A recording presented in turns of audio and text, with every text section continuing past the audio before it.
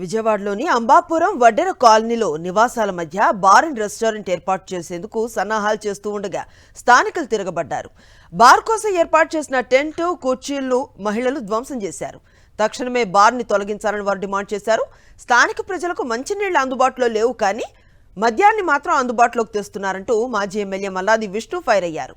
స్థానికుల ఆందోళనకు మద్దతు తెలిపిన ఆయన ప్రజలు వ్యతిరేకిస్తున్న బార్ని తక్షణమే తొలగించాలన్నారు.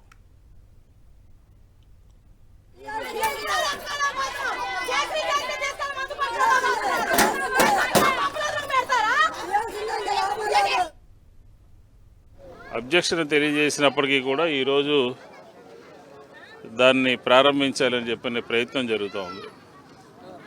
ఈ మహిళల యొక్క అభిప్రాయం ప్రకారం, మహిళల యొక్క అభిష్టానం ప్రకారం ప్రభుత్వం వెంటనే దిగొచ్చి ఆ బార్ని ఎక్సైజ్ అధికారులకి ఆదేశాలు ఇచ్చి అక్కడ ప్రారంభించకుండా చూడాల్సినటువంటి బాధ్యత ప్రజాప్రతినిధుల మీద ఉంది.